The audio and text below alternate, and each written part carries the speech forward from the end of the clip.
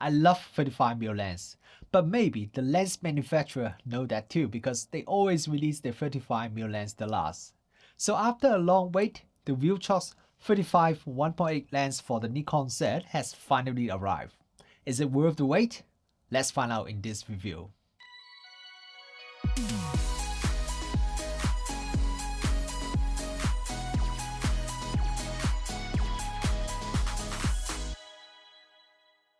Kia ora, good morning everyone, Richard here, welcome back to the channel.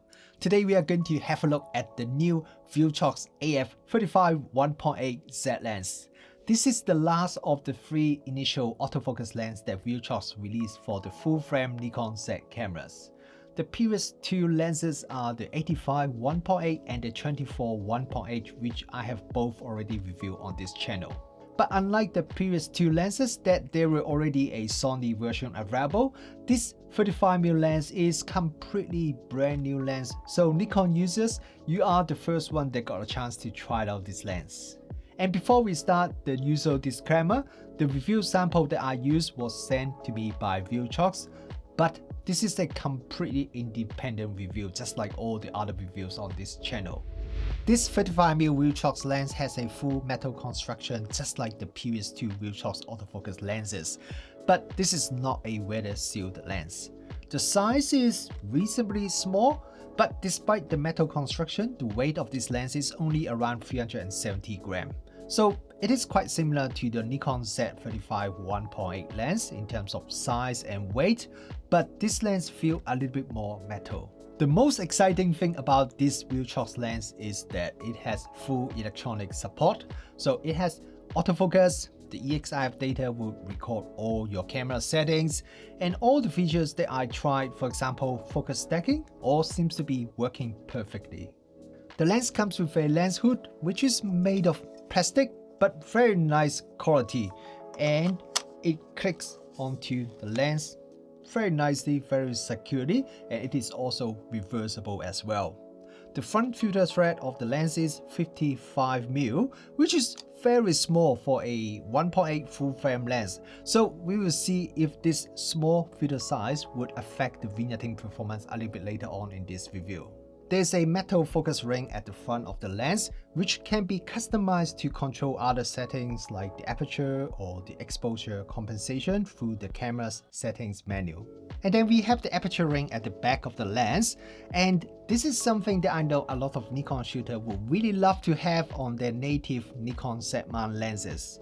And most of Viltrox AF lens has an aperture ring, including the new APS-C Viltrox AF lenses for Nikon, like this one AF23 1.4Z, which actually has been sitting on my desk for a couple of weeks, but I just couldn't get hold of a Z50 or ZFC because right now in New Zealand here, we are having a lockdown and having that for a few weeks already. So that review will come as soon as our lockdown is finished, then I will get hold of a Z50 or ZFC and work on that review. But one thing that may disappoint you is that the aperture ring is a declicked aperture ring. There is a soft click at f16, and that is to avoid you from accidentally change from f16 to A setting, which means you would now control the aperture value from the camera instead of using the aperture ring. But other than that, the aperture ring has no clicks at all. I have complained about the declicked aperture ring a lot on this channel, and I usually really don't like it because with a mechanical lens, I do not know if I adjusted the aperture by mistake or what aperture I'm changing to, especially when I'm shooting through the electronic viewfinder, so I can't even see the aperture ring. But with this Viltrox lens, because it has full electronic support, so at least I can see the aperture value through the electronic viewfinder or the LCD screen, so I don't mind it so much. There is a USB port on the metal lens mount for firmware upgrade, and just like the recent Viltrox 24mm lens, it uses a USB-C type connector. Viltrox is also usually pretty good at providing firmware updates to address issues or improve the performance of their lenses. This Viltrox 35mm f1.8 lens uses a STM autofocus motor. The autofocus operation is really quiet and very smooth. The autofocus speed is also pretty fast as well. Face detection, eye detection also works very well with my Nikon Z6, and I don't have any accuracy issue at all. The minimum focus distance of the lens is 0.4 meter, which will give you the maximum magnification ratio of 0.1 time. This is my usual LEGO test photo that I shot at the minimum focus distance. The minifigure looks pretty small because of the 0.1 time maximum magnification ratio. Most other 35mm lens would have quite a bit higher maximum magnification ratio. For example, the Nikon Z 35 1.8s is around 0.2 times. So something that you may need to consider if you are someone who wants to use your 35mm lens to take a lot of close-up photos. But at least this Viltrox lens is quite sharp when you are shooting wide open at the minimum focus distance. Okay, now let's have a look at the image quality. I know a lot of you guys will want to see some comparison with the Nikon Z 35 1.8 lens. Unfortunately, as I mentioned before, we are in lockdown here in New Zealand and we don't know when it will finish. So instead, I will do a bit of comparison with my Nikon AFS 35 1.4G lens, which is a lens that I use a lot. I use it to shoot a lot of weddings and also portrait as well. It's not really a head-to-head comparison, and I'm not going to compare every single area, but hopefully it can give you some better idea about how this Viltrox lens performs when I don't have access to the other 35mm lenses. Okay, let's start by looking at the center image sharpness first. The center sharpness of the Viltrox lens is quite good at f1.8. Stop down to f2.8, then the center would become very sharp and also the contrast improve quite a bit as well. Stop down further would make no noticeable difference in terms of center sharpness. Compare it with the Nikon AFS 35 1.4G lens, at f1.8 the center sharpness is very similar. The Nikon may be very marginally sharper, but from f2.8 onwards, there is no noticeable difference between the two lenses. And now let's have a look at the corner. Viltrox corner at f1.8 is soft. Stop down to 2.8 would improve a lot, and at f4 then it becomes very sharp.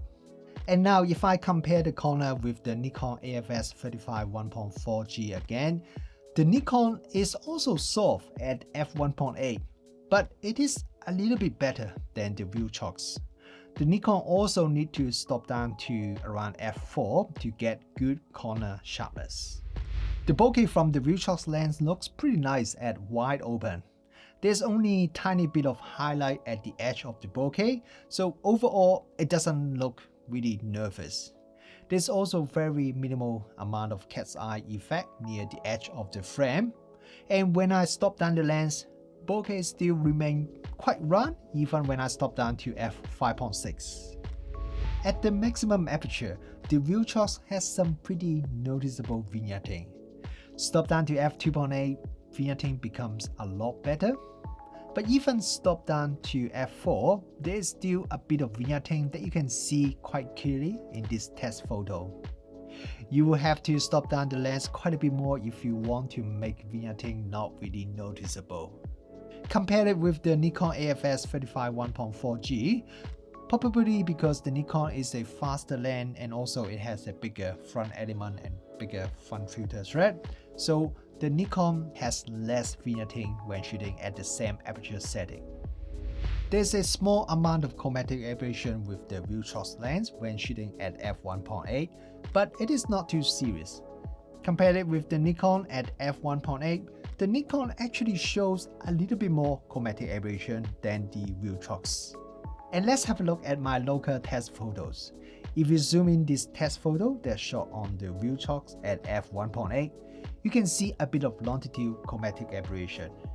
If I compare it with the Nikon, the amount of longitude chromatic aberration is quite similar.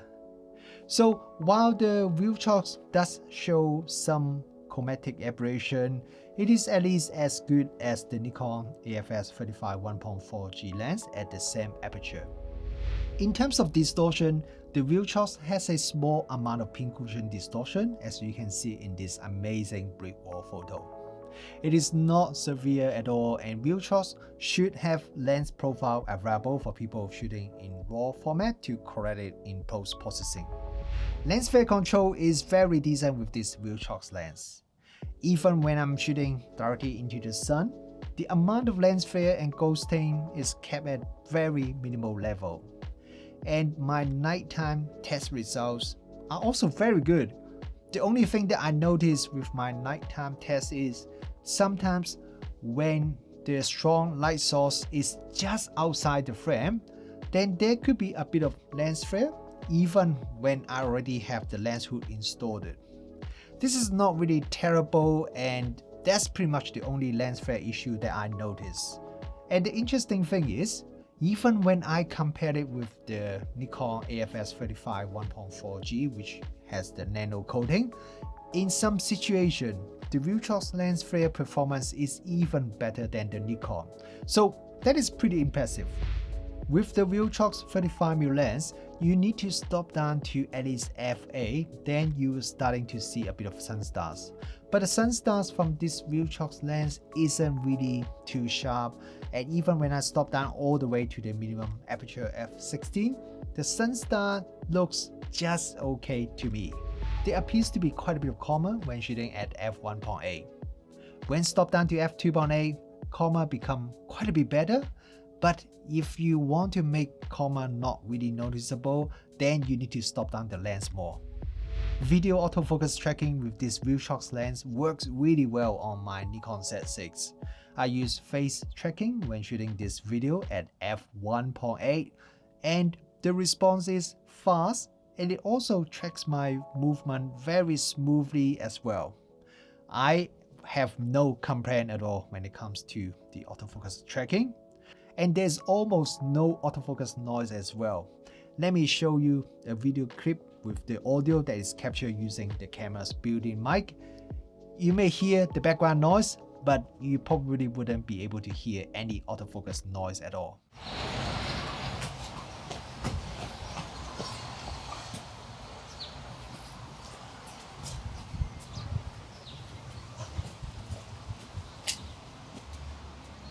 The lens also has pretty minimal focus briefing.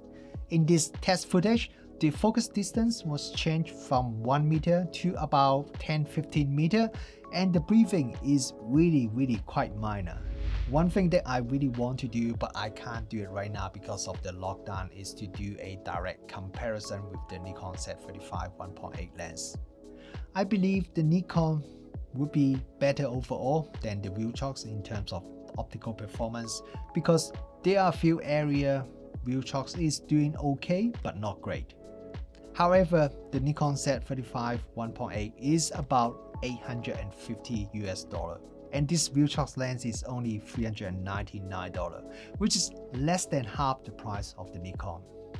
Even the much older Nikon AFS 35 1.8G lens is still selling at around $500 US, which I believe the Viltrox lens can easily match, if not better, in a lot of areas. So while this Viltrox lens may not give you the best possible image quality, it definitely is excellent value for money. Apart from the price, the thing that I like the most about the Viltrox is its autofocus performance for both photo and video. It's fast, it's quiet, and it works very well. The lens flare resistance is also very decent.